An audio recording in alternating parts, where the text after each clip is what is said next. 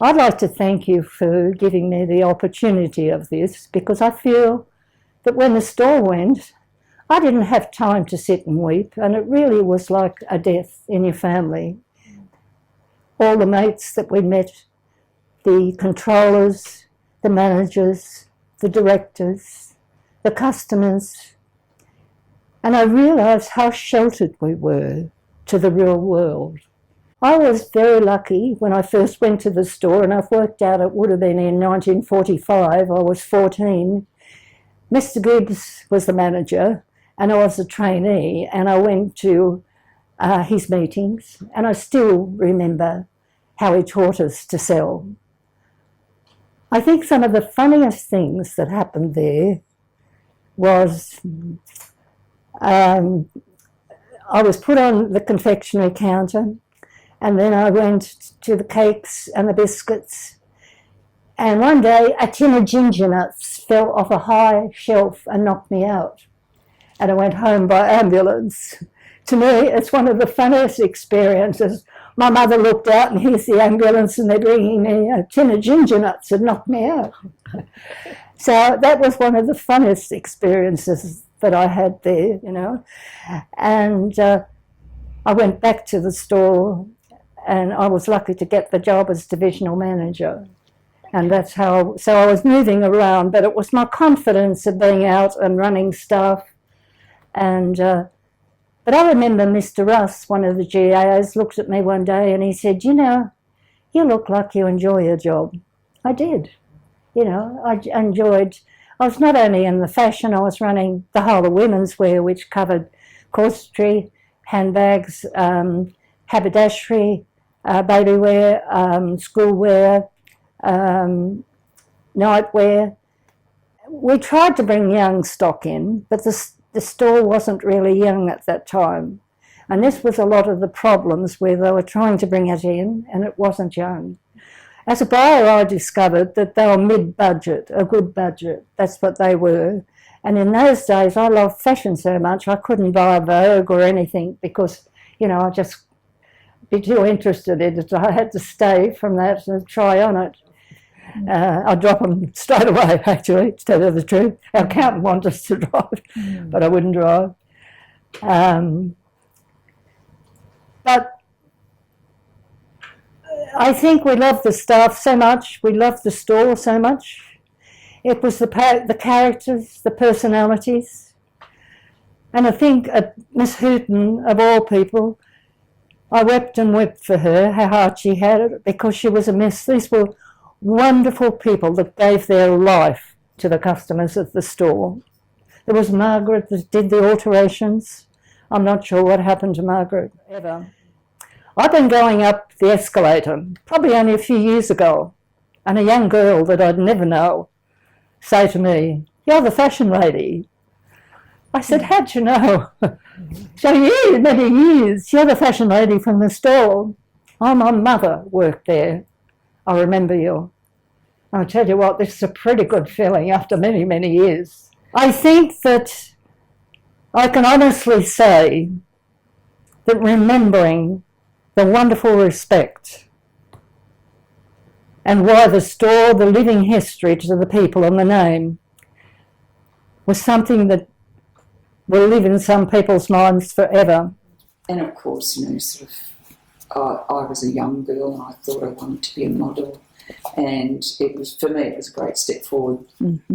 So did modelling at the store encourage you to want to do more modelling, or was it the taste and that was enough for you? I'd already started doing some modelling. I'd already started doing some photographic work as well. But catwalk was what I wanted to do, and I did eventually do quite a lot of it. But I would say that opportunity at the store definitely launched, well, not a very prosperous career, but certainly an interesting one and a joyful one. Well, I mentioned to you that the Labor Party came in 1971, and I was a regular model for the Newcastle Herald. David White was the photographer, and he had been taking pretty much, which I don't know if most people will understand what a page 3 girl is. I had quite big boobs, I still do, but you know, I had that Dolly Bird look at that time, and I would regularly be in the newspaper when they wanted to do a promotion for the Gough Whitlam election. They chose me to do the It's Time logo, which was quite funny because I was only 17. I wasn't old enough to vote anyway. So what do you think then would be the lasting legacy of the store, even though the store itself's gone? What would you think would be that one thing that is a legacy of what the co-op movement meant in Newcastle? I think an Australian identity. It's so easy now to be overwhelmed by Americanisms and, as I said, multinational companies. The store was local. It was very Australian. We weren't trying to be anybody else, and it was something that local people could be proud of. Newcastle was an industrial city, and it took a long time for it to work its way. Didn't have a lot of things to be proud of. People would put down the industrial side of things, blue-collar workers. But the places like the store, we had some class. We did some things right. And I think people remember that. I remember the bread carts. They used to come. There's money to be made there because when the horses pooed on the ground, we gathered it up and sold it. That was another enterprising bargain that me and Gus Devereux had, Lindsay Devereux. So that was in Wickham? Yeah. In Wickham? Yeah, we used to go around and gather that, follow the horses, and the lady always had a bale of chaff, and she'd have a stop and feed the horses. The store was very important in our life because BHP wages was every fortnight, and of course we run out of money, and you were allowed to book things up on the store. Mum's store number was B2652.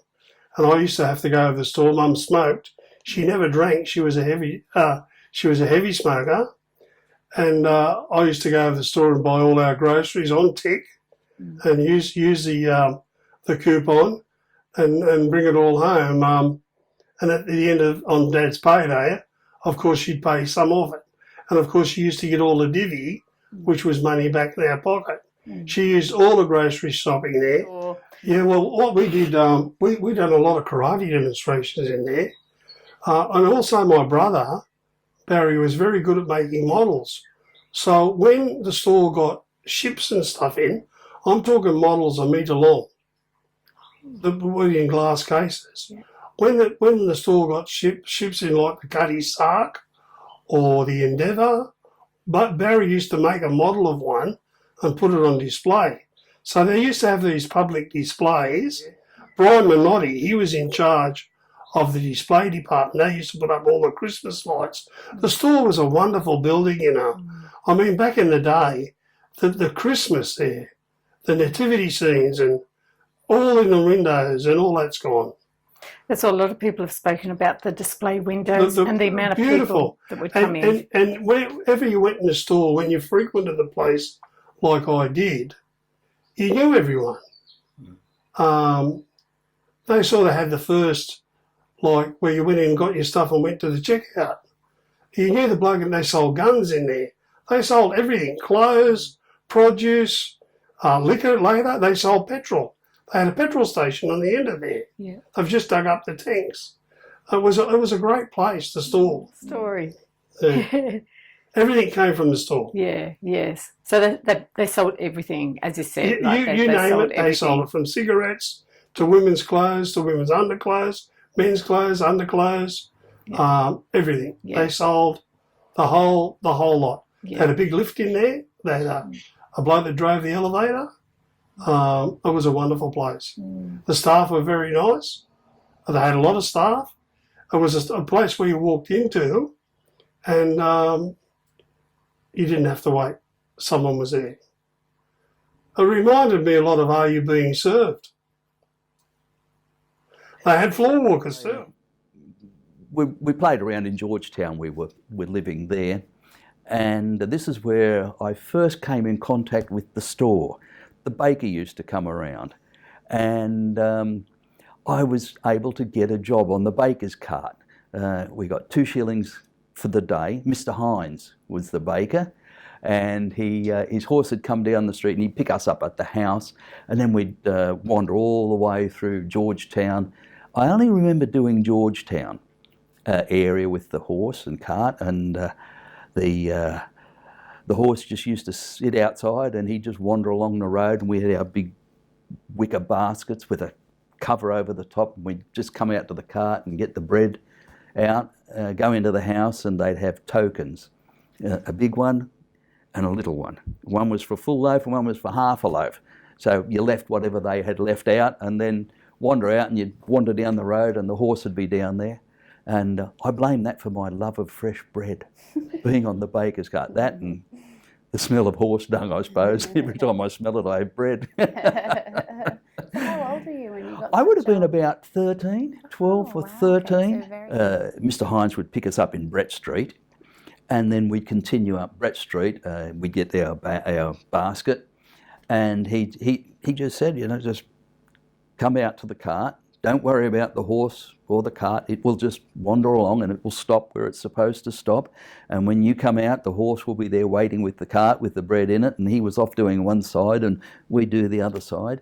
And you just walked out, you just grabbed your bread, a couple of full loaves and a couple of half loaves, because they were broken in half, and you'd take them out and just walk into whoever's house it was, pick up the tokens, leave the bread, and then come back out. Yeah. And when you got the bread out, it'd just wander off to the next thing where it knew it had to stop and wait. And yeah, it was quite incredible. I never thought about it, Yeah. As a kid, you don't think about those things. Yeah. Anyhow, I finally got a job at the store in the fine china department. And and I was one of the clumsiest kids you'd ever come across. Mum was worried about it. She used to say, "Oh, talk about a bull in a china shop," And so I started work there. Worked in the fine china department. We used to sell watches, and the fine china department was right at the front door, and then there was the hardware department right behind that, and above us was the mercery department, I think they called it. It wasn't the mercery, but they used to sell all the bolts of cloth and... Manchester? Manchester. Yeah. I'm not sure they called it Manchester back then, but it could have been, yeah. But I do remember that they used to teach us how to wrap all of our goods. They'd take you upstairs near the main office where people used to go to pay their bill or collect their divvy with their little... They were like a credit card, only they were metal, the store tokens. And I can remember you put that in the machine and just pulled it down, and it went across, and it stamped everything on top in carbon. And I used to have to do that with everybody who came in and bought anything from the store. Then being a young boy, I didn't think fine china was really appropriate for me. So I was going to say, were there many men working in the fine china There were no department? men It in was a fine little bit of china. an There anomaly. was Mrs. Murdoch, Wendy. God knows her last name. She was old. She must have been 17. And I think it was Maria. I worked on the handkerchief counter right around the corner from the jewellery counter. I used to sell handkerchiefs and socks and things like that. And sometimes I was allowed to sell a shirt, but I had to learn my trade, and sell hankies first. And what was the key to being a successful handkerchief Oh, salesman? just being helpful, being friendly. I was a good service kind of drilled into I was a you. good salesman. Remember it, the Saturday morning, the store had an ad in for staff. It was in the menswear department and the office department. So my sister was working in the office of the grocery under Bert Greenwood, and she was like his second secretary type thing. But if she wasn't his secretary, but she just worked there, blah blah blah, on the desk, or how they were. And she said to me, "Oh, Philip," she said, "they're looking for staff, blah blah blah." So I phoned up, and got an appointment. But when I got the appointment, I had to sit in with Reg Wright, who was in charge of the office, and Colin Campbell, who was in charge of the menswear department. So he explained to me, did I know what the mercery department was? I said, yes. I just said socks and underwear and shirts and that, but there was ties and there was swimwear, but that was mercery. But they advertised this position, which I knew that I'd been asked to apply for internally from the co-op store. Me being gay, am I allowed to say that? Yeah, you can say whatever you want. Anyway, I wasn't considered a loyal. I wasn't considered because I wasn't married. And this is what we work with.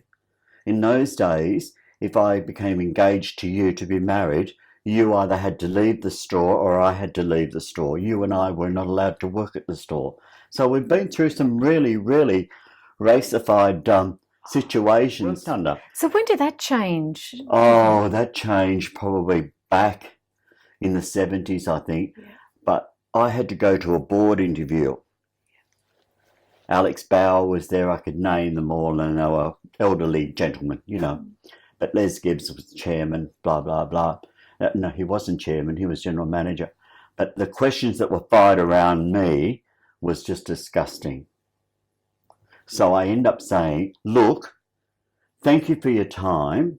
I did want the position, but after what I'm hearing, I don't think I really want to come back to the store and work under these conditions.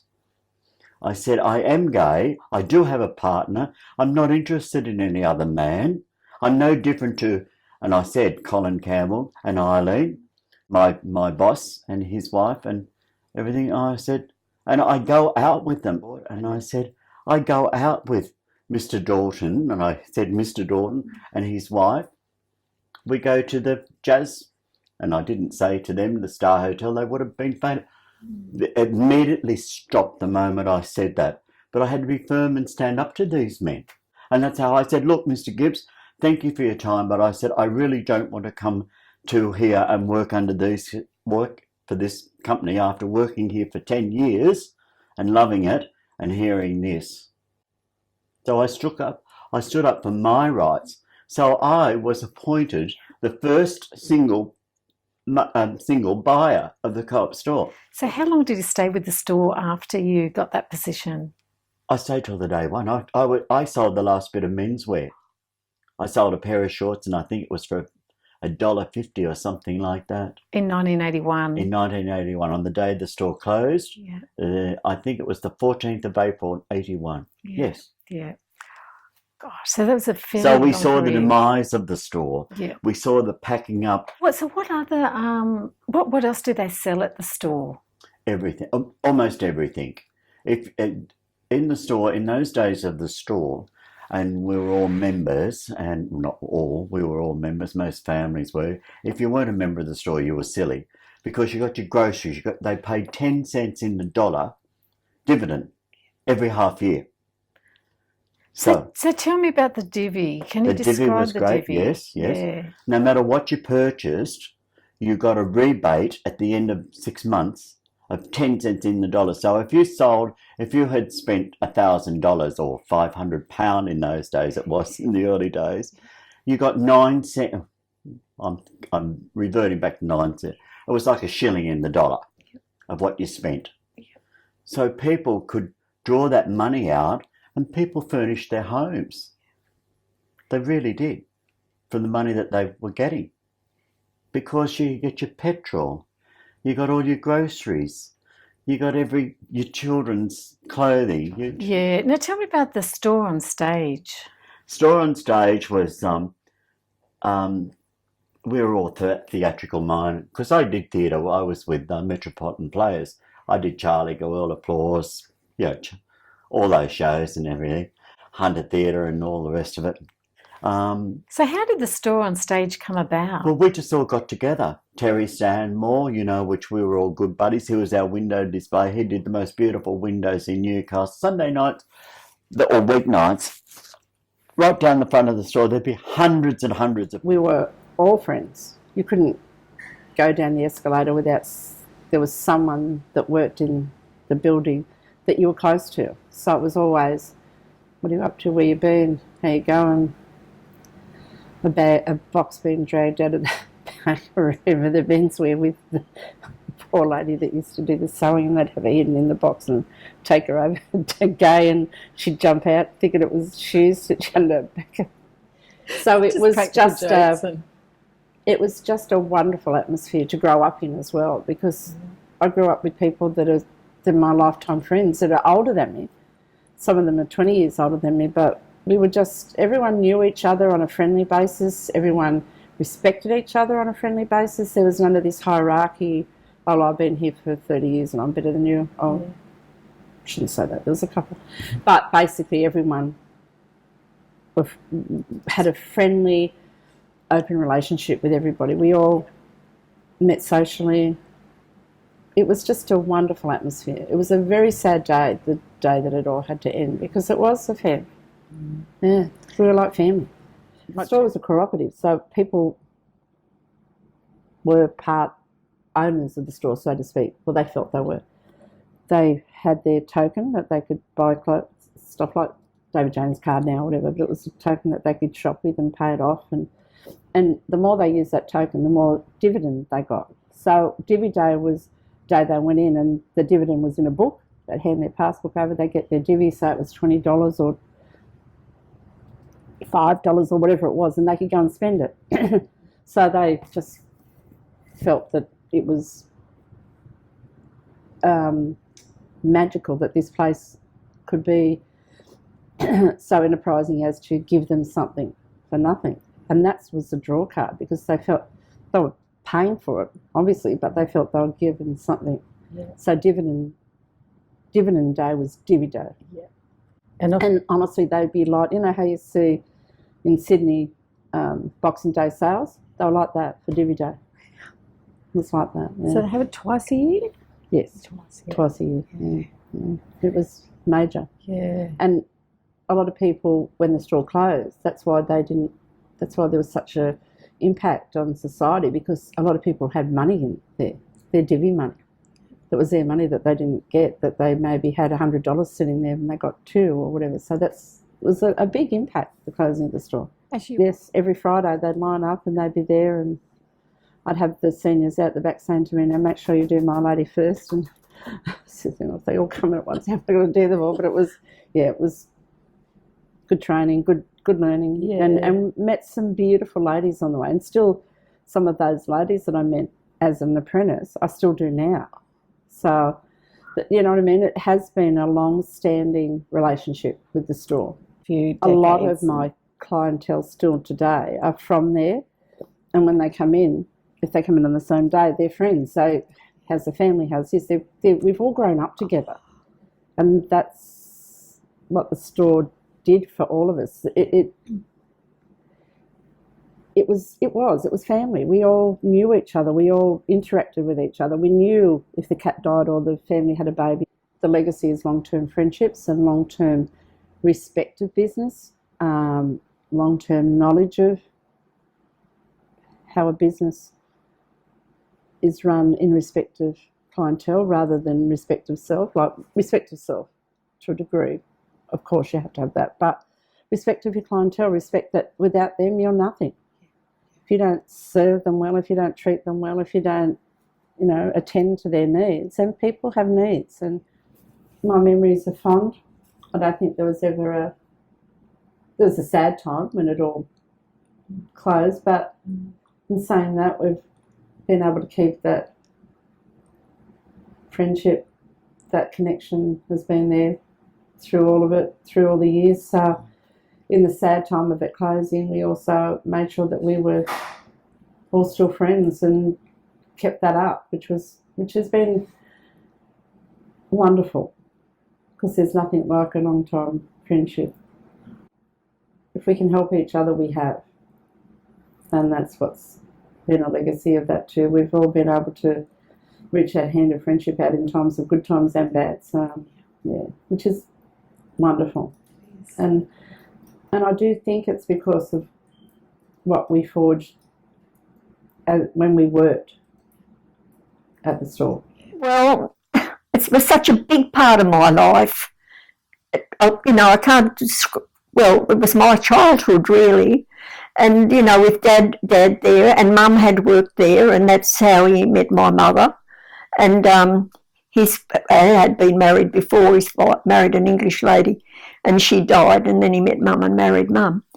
So that the store was just, I can't quite describe it, but it was sort of part and parcel of your life.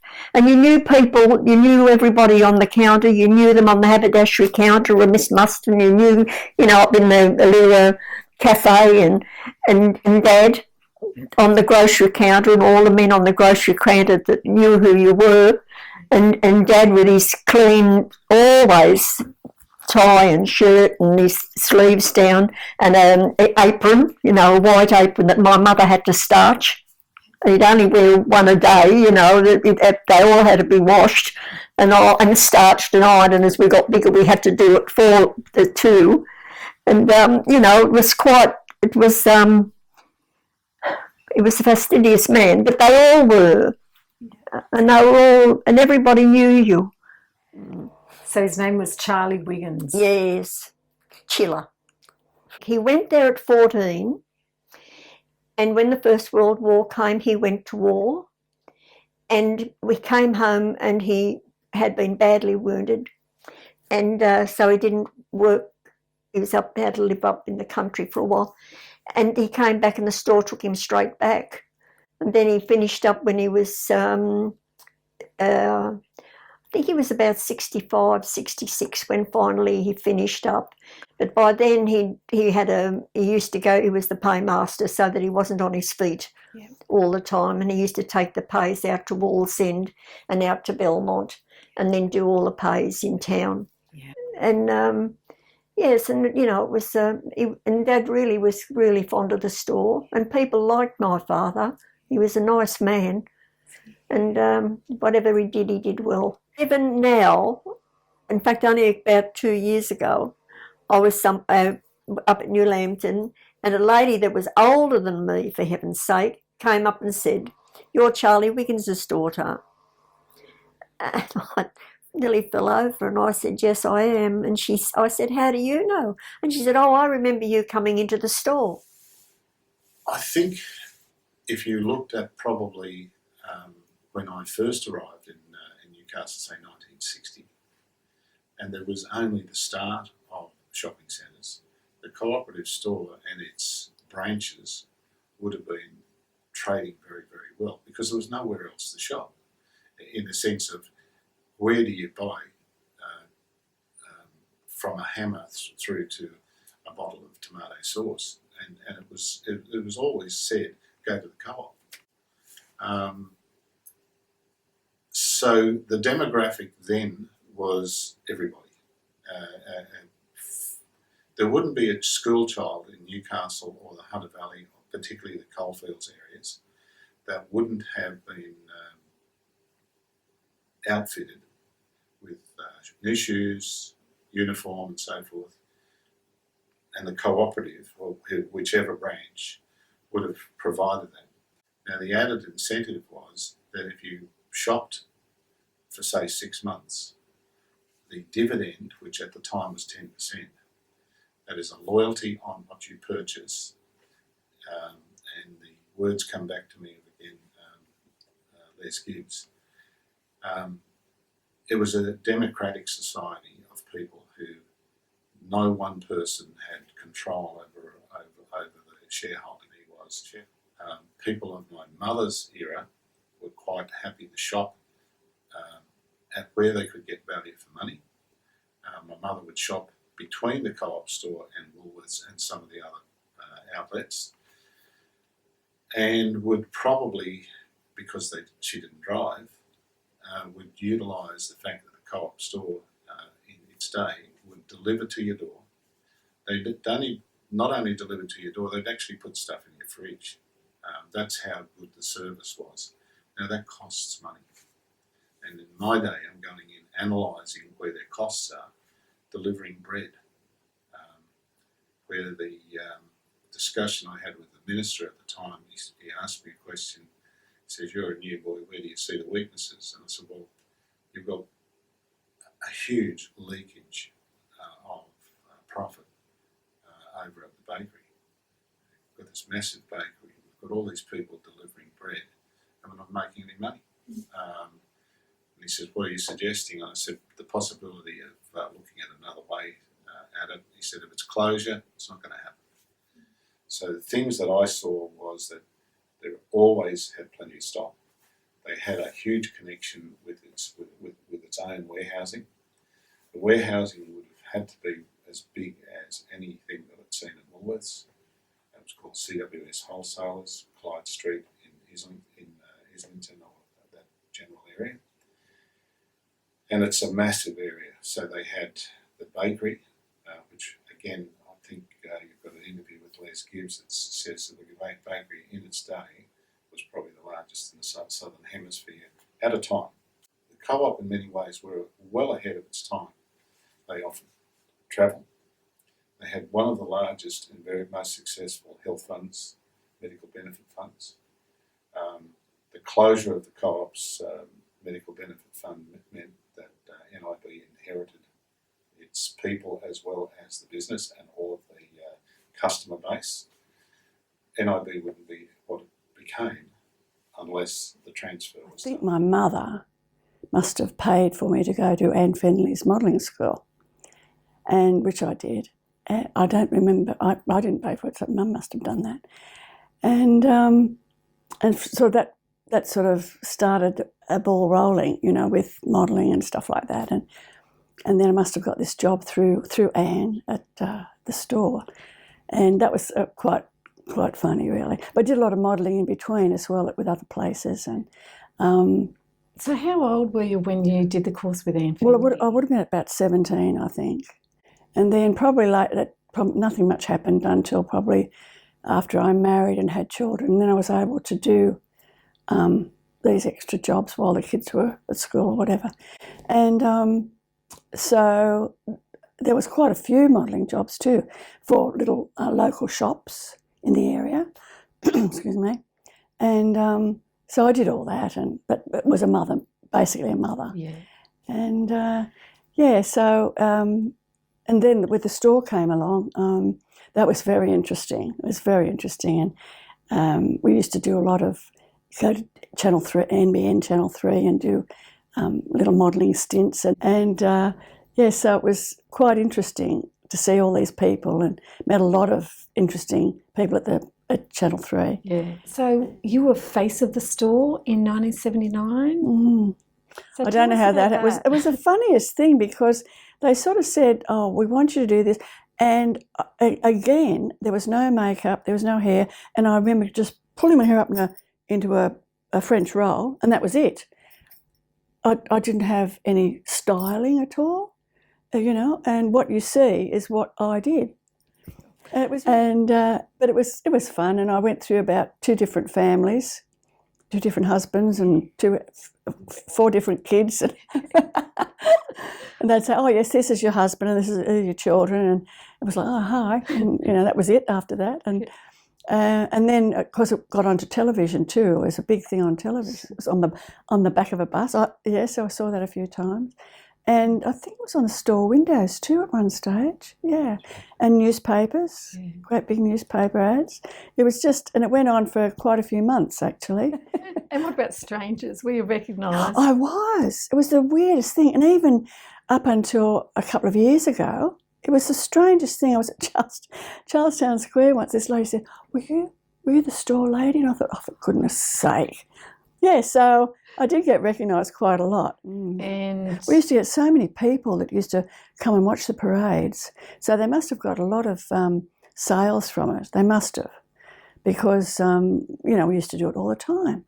Yeah. It was we used to have we'd have 11 o'clock, 2 o'clock, and then Saturday morning. So I don't think they had night time. I'm not sure about that. But so it was a big thing. Yeah. Maybe. And I guess that was like just a couple of years or a year before the store closed. So but see, then Charlestown Square opened, and Garden City opened, and it was just we did parades at Charlestown Square quite often. But then that was it, you know. That was the end of the store. You had the main grocery where the ordinary people come and get. Then you had behind that where we packed them. Then they had the big courtyard where the trucks come in and loaded. And on the other side of that, on the other side of the courtyard was the produce where all the produce was packed and that, and the pastry cook. They had over at Clyde Street, they had the bakery and the stables over there, but they had the pastry cook, and they used to just bring it straight up into the shops from there. And it didn't matter what you wanted, you could nearly buy it at the store, and you could guarantee the quality. And we did, I'd say 90% of our groceries we always got from the store. You know, like you had things like butter, which was a standard price, and you got your divvy on it. Yes. They had, let me think, they had a service station in Denison Street in town. They had a small one over at Clyde Street where the outside where the bakery was, and you got your divvy. So you were actually 2 shillings in the pound cheaper on your petrol. And as I say, you know, it just automatically saved. It built up and you got £1 or £2. It was a saving you didn't notice. 1857. Okay. That's our number. That was your membership number of the store, the lasting legacy of the store. Is there any? The divvy. That was unique. That was unique to the store. And it was, as I say, it was just a natural way of saving, and you could pay your bill off or you could save it. That was wonderful. The greengrocer called if you wanted him, because the junction had a good shopping centre for just ordinary things like that. But when you had a store, it had everything. It had pieces of, well, that's all Dalton, but you could go there and that was on the left-hand side downstairs. And besides that, it was an open, well, it was 2 stories, but of course the store was a very long shopping centre on there, but there was 3 petrol pumps. And that's where you bought your petrol back then. That was in the 1950s. But downstairs, as you walked in, there was this big delicatessen in there. I know the dress materials and all that were in a different place. Everything that you wanted, you bought at the store. The bread delivered. So you got your bread delivered? And, oh, yes. Yep. That was horse and cart before they went into doing that. They had, I'd say, possibly 15 carts on the road. And the men just did the deliveries and all the rest of it. You could leave your front door open and they'd come in and put the bread in there, and all that type of thing. It was different. I keep saying that. I shouldn't keep saying it. But it was a different era. You'd leave the money out or you'd leave a token out. And they'd put the lid back on it and put it out the shade and all that type of thing. Yeah, what do you remember about the divvy and the divvy sales? Well, it wasn't too much a divvy sales because you got your money and you went and bought all your school kids' clothes. But it worked on how much money you'd spent in the year. And you got like 10 cents, I think, in the dollar, which came out as not in the dollar, in the pound. It came out as a very big amount. So you got all the things that you wanted for the school kids and their clothing. You know where the dairy farmers are? Well, we lived in Railway Street, which is Railway Street there.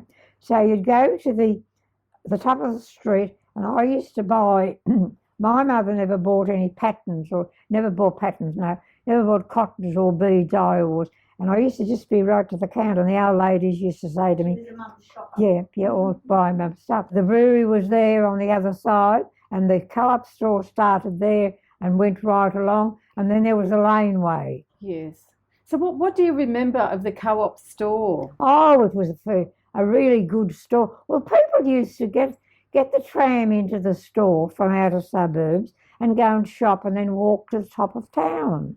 But they sold food. They had an association where you could join it and would pay a hospital fee. They had clothing. They had everything. There was nothing really, I would say. The big windows, they would have dressed, but people on Thursday nights, you couldn't move really along the footpath because people were getting off the tram and going into the store and then walking uptown. But I do say that change is that people connecting people. Yeah. But no, I feel in my long life, that 101 and the little bit more, life is so different. Yeah. So different. Well, my role there was to look after the maintenance on anything that moved. Any of those trucks was my responsibility, even though I had fellas doing the job. The responsibility was mine. All the refrigeration in all their shops, I think they had 19 branches over the... I'll sit down and just count them all up, you know, that they had one up at Corindi. It was the furthest one away. There was one at West Ballsend, Toronto, God, all over the place, Stockton, New Lambton, Cardiff, Swansea, Belmont, and if a fridge went bung or something like that, they'd ring the transport office where I would spend my day. And if I wasn't actually working on a broken down fridge or fixing some roof on a leaky roof, I had to do virtually anything, you know. I got called out one morning early, like 3 o'clock. Bakery manager says, one of the ovens was blown up. Blown up? I said, what's happened? He said, it was on Sunday night. And he said the apprentice comes in early and the dough man goes upstairs, starts making up the doughs ready to be baked. There's a process they go through to do it, which is irrelevant. Anyhow, this big oven, there was a big long thing, and it was as wide as this room, and it stood about that high, and then it went straight through like that about half a k or more. And every so far along was a burner which went across like that, you know, all the way down it. And there was a hole next to it that round where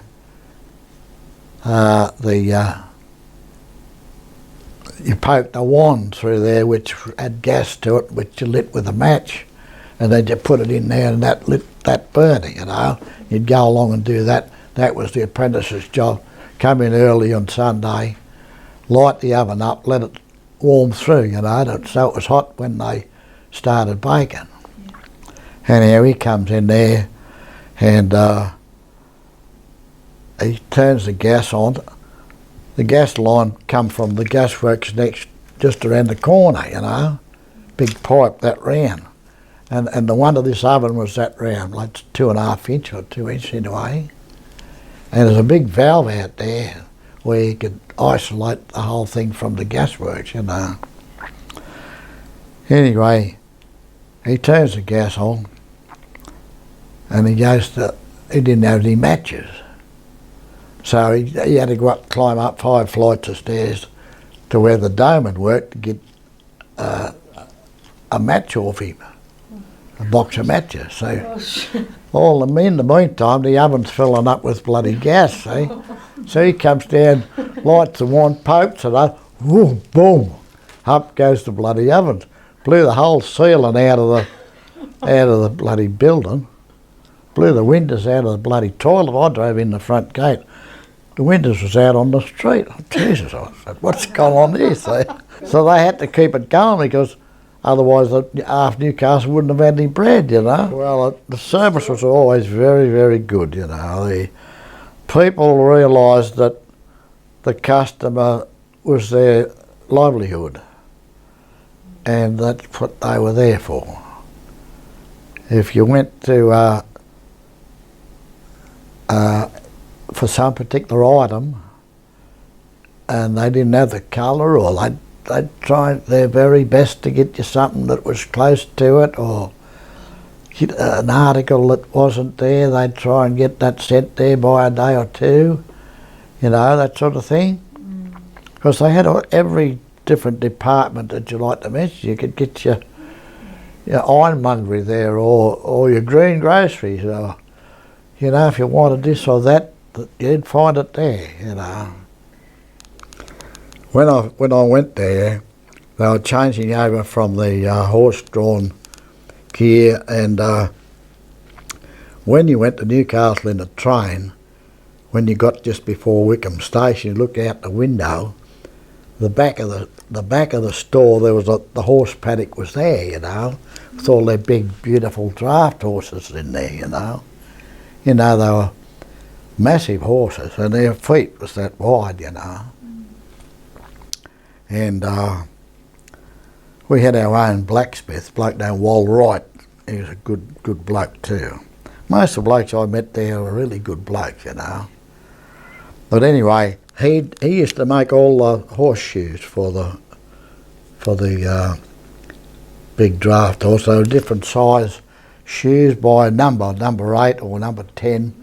And yeah, well, I can tell you this, that the store, if you'd have been with the store a long time and were a good customer, and say the breadwinner got sick and run out of sick pay or didn't get any sick pay, the store would hold them for a couple of months for their grocery bill, you know, to keep them from bloody starving. So what was your sort of earliest recollections of the store? Just going in there with Mum, shopping, yeah. And then I remember the Christmas windows, and I always wanted to paint the Christmas windows when I grew up. So, yeah, probably the Christmas windows and shopping with Mum. And what do you remember about the windows? Oh, they were beautiful. They were just beautiful. Just there was nothing like it in Newcastle. They were just fantastic for a little girl, for young children. Beautiful. And so you used to go and we look used at to go them in at Christmas when they were up, and we, wander there used to be about 6, and they told a story. It might have been Alice in Wonderland or something like that, and we just started number 1, and it was beautiful. Yeah. And so it sounds like you worked within a whole bunch of different sort of teams. I guess you worked with the display department and advertising possibly, or how did that work? We didn't work so much with the advertising department. Tom Yule, who was in charge of the advertising department, he was lovely, and he was a beautiful ticket writer too. But they were completely separate from us. They were in the store itself in an office, and they were did all the things for the newspaper and all that. We were away from the store, separate. We were in it sounds awful, an old tin shed, and it was so hot in summer. It's so cold in winter. I can remember sitting there with my feet in a bucket of water doing tickets because I was so hot. Or we'd go out to the sink and just dip our head under the sink and wet our hair so we could continue working. It's so hot there. Was that I couldn't do it now. Was that on Stewart Avenue? Was it like a long? Yes, because it's a boxing shed or a gym now. It's still there. It's still there. That's how we worked in the little window that we used to look at. I look at it and I think, wow. And so I guess you would do them up there, and you'd send them across the street or to the main building. Yes, Often they'd come and collect them. So somebody would order half a dozen tickets for the menswear department, and then they come over and collect them. A lot of them like to come over. I think you got them away from. It's good. So, and how often would they be ordering tickets each department? All the time. Yes, all the time. It was constant. We were busy all the time. Never stopped. You didn't have much. You didn't have time to twiddle your thumbs. There was always a pile of work to do. Yeah. Yes. So you started there in 1970, around about. Yeah. And how long did you work there in total? I was there until they closed our display department, and there was another display department over at Clyde Street, and they merged them up. So we went over there. They sent us over there, and there was there was a couple of ticket writers over there. So we became, instead of 3, maybe about 6 of us. They might do a window display for the dress department, and every window they did, they had a nice big sign, you know, with something written on it. Like I can remember one we did called, it was Terry's idea again, putting on the Ritz, you know, and it must have been a classy display he wanted, so we had to design a nice big sign putting on the Ritz, and we made it look a bit Art Deco-y. I don't know why I remember this, but I do. And then it was sent across to the screen printer, who was at Clyde Street, and he screen printed it, so we had dozens of them, and they went in all the windows of the store, because this was a theme that was going to be up for a couple of months. You know, it might have been because spring was coming, or winter, I don't know, but I just remember this, putting on the Ritz. Yeah, do you remember any other ones in particular, ones that were particularly fun to work on or difficult to work on even? In the Pink, I don't know why I remember that, but we had to do one in the Pink. That was another fashion one. It's mainly the Christmas windows that sort of come to mind. Because I guess you're working on the whole, a bit more of the whole creative process, you know, because you're mucking up the windows on the cardboard and, you know, involved in that design sort of thing. And that took quite a while to do those little sketches, little paintings. That took quite a while. You didn't do them in an afternoon. Where the signs, the tickets, you do that in a couple of hours. Yeah. So I guess that's why the Christmas windows stand out more. Stand out more. Of course, right from my mother was a store member, and as soon as I left school, she took me into the store, and I became a store member, and that was typical. It was mostly they were women who were the people who got involved. Of course, the cooperative stores were all over the place, and the store will always stick by you.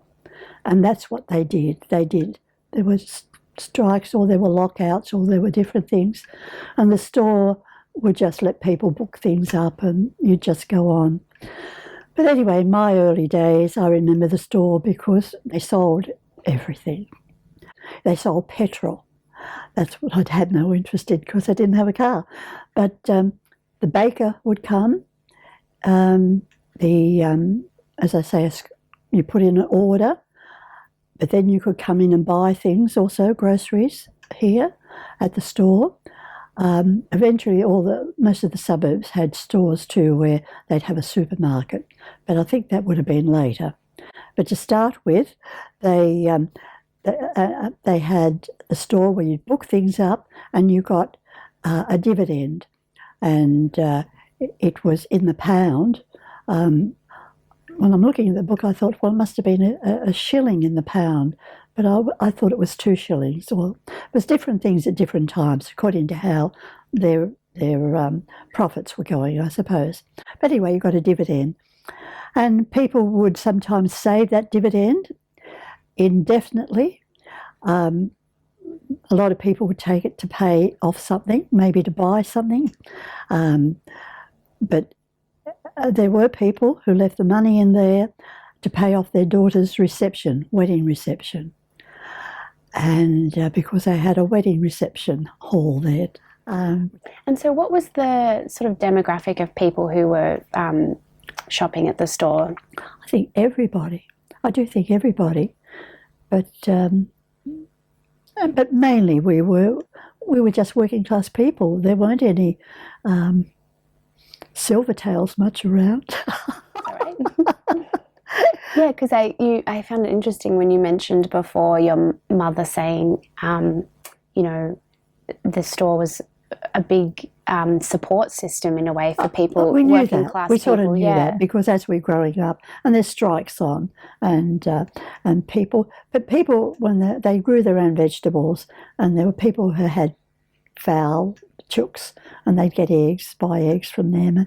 And there was a lot of things going on like that around the place. So, but the store would stick by you. Yeah. I know you've sort of touched on it before, but what was the best thing to you about visiting the store? Well, it was certainly the friendly attitude of everybody. It was welcoming. It was like home. So I guess that was what it was all about. It had a home feeling. And yeah, what do you mean by that? Well, they cashed my checks. They did anything I wanted them to do. Not like businesses now. You've got to do it their way. But no, the store would try and do it your way. Yeah, and be helpful. And you knew you could trust them. Yeah.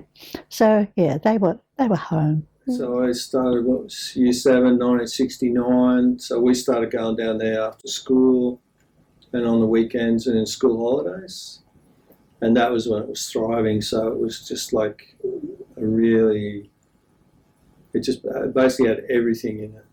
And it was, just had an awesome record shop in it. So I've still got vinyl that I bought there as a kid. You'd save up. You went there because it was like going to the mall in all those LA movies. So it was like, it's like you could go there and hang out for like hours and hours and just roam around. And so they had a great record shop, but they had food, and that was where they had Levi jeans. So like 1970, that was a big deal. Because we were all poor, so none of us could afford Levi jeans. So that's where the guys worked out they could go and steal them. So that became the thing. So you'd see guys would turn up in the Christmas holidays with a new pair of Levi's. So where'd you get them? They'd go to the store. So what do you feel that the store meant to the community? I think it was a very, very significant asset in that so many people were members, shopped there, got the divvy, and I can remember when it closed, there was quite an outcry of people who were extremely disappointed. What do you think for Newcastle has been the lasting legacy of the store? Oh, I think in a sense it was almost like a tribal meeting place. Everybody, well, I don't know about everybody, but huge numbers of people patronised it, benefited from all sorts of things that were available. And I keep coming back to it. Because once you got a job there, it was a job.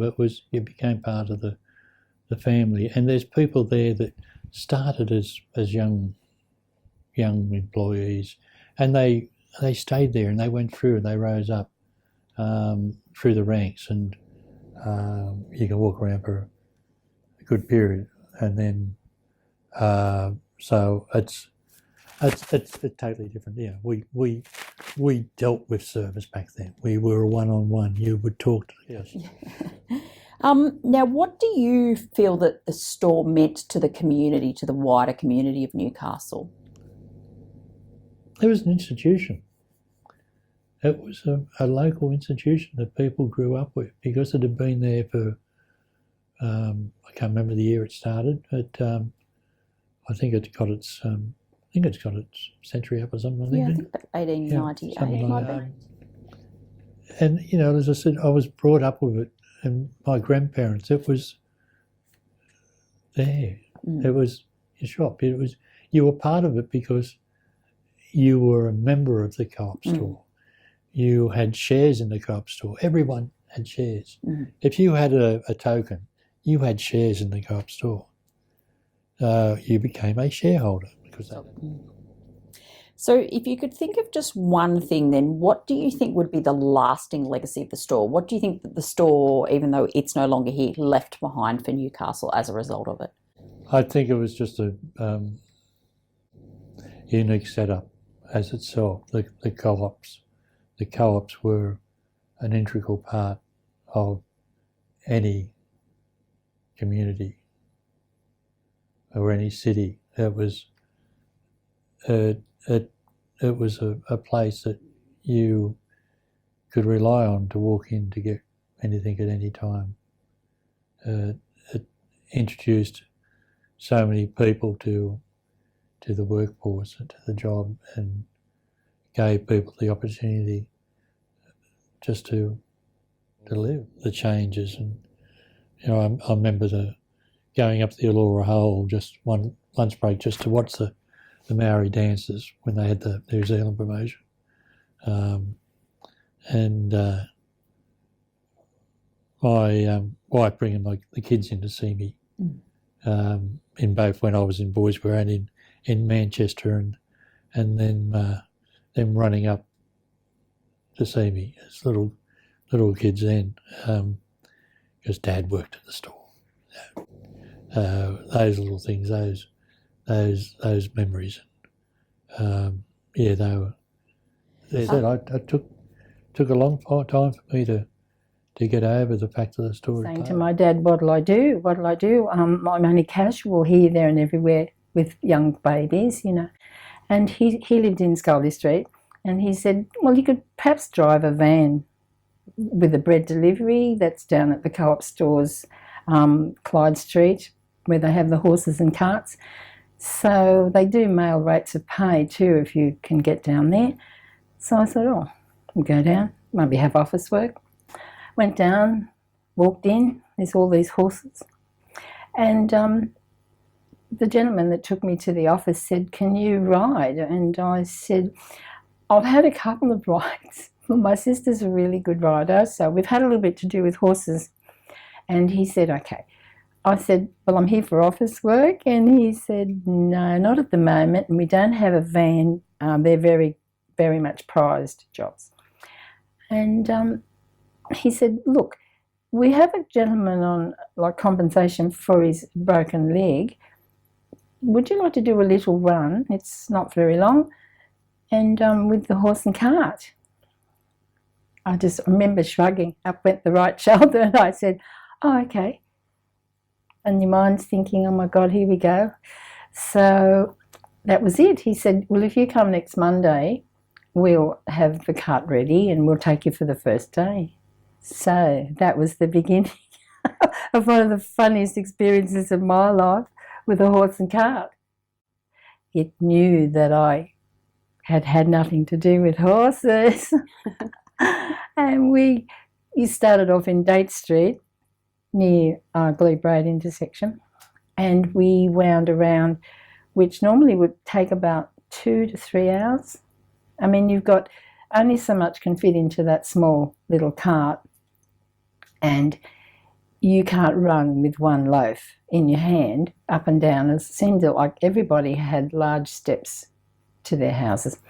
You had a very heavy cane basket you had to take 6 or 8 and try and do as many as possible and collect the money, leave the bread back to the cart. Well, it was okay the first day. He did everything that he was asked to do. And then I'm on my own, and he knew, and there were lots of vacant blocks of land, and my horse used to just go into the paddock, and I didn't know how to get him out. I couldn't ride him out. Horse. And what year was that? 64 to 65. Yeah. Yes. And so were there a lot of other women drivers at the time? There were a few. You see it in the photographs. Yeah. I didn't know them. I could see them loading in the morning and off you'd go. But they had the cart loaded for you when you arrived. All you had to do was jump on and off you went. Make sure you control the horse well. So there were no intersections and lights and not too many cross streets that you had to race to get across. Could you imagine today a horse and cart trying to manoeuvre its way? But it knew its way, and it certainly knew its way home. It was just amazing about it. But when I really did realise the amount that you could save and buy with your divvy twice a year, it was marvellous. You got your petrol. I started to really go there as much as possible. Once you were married? Once I was married, yeah. And I was standing there watching a girl who'd done the windows in those days. And I quite liked her. And I said, gee, if I was doing that, I'd put that there and I'd do this and do that. And the manager was standing behind me, which I didn't know. He said, okay, Terry, you get in and do it. which I did, and Barbara Walton was her name, and Barbara said, I don't like this, I don't like doing it, Terry, I don't care if you do it. Anyway, that's how it all started. I just started dressing the windows at Gow's. There's quite a few windows there, and I still worked in the store as well, and relieved at lunchtimes and things like that. And then a chap rang me from the store and asked me if I was interested in going to there to work, and that was my desire, to get to the store. That's where I wanted to go. I said yes. That was when I was 17, and I went in and I was there till I was 40.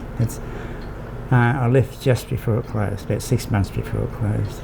I went there in 57 and left in late, it was nearly Christmas really, 79. Was it something that you just Loved learnt on the job, or was there any courses A lot of you it, did? I think a lot of it was in me, and I was self-taught a lot. I used to go to Sydney and walk up to the big department stores and just look at the windows and observe.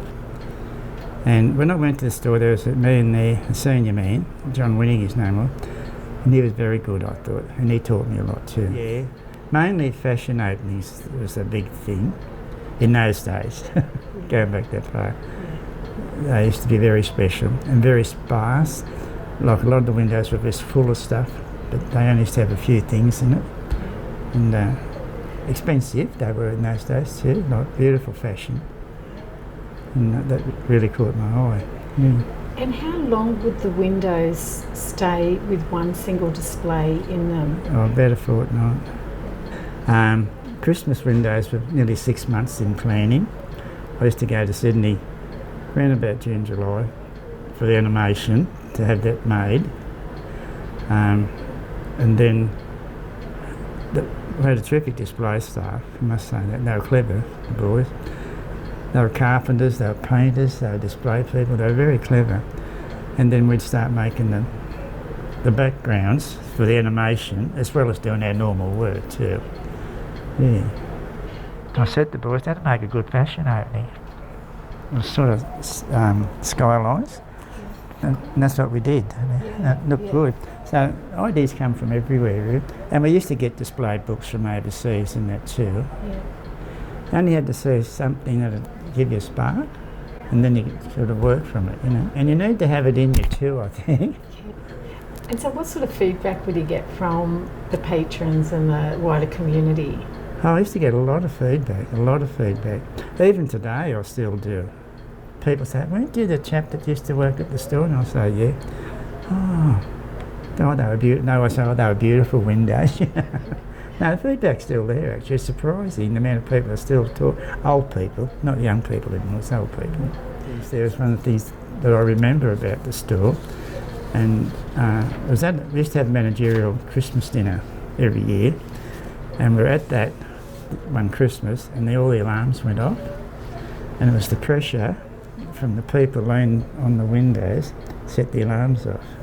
Really? There were so many? Yeah, and we were there. It was just fortunate that we were there. It was sort of exciting to us, you know. So you get like crowds of people? Yeah. So you mentioned Les Gibbs as a general manager? Yeah. So what was he like to work for? He was a very hard man, very wise man, and a very good man. And I get a bit emotional. We come on board. Yeah. Sounds as if he made a lasting impact, Yeah. Other people have said he was a terrific manager. Best manager ever.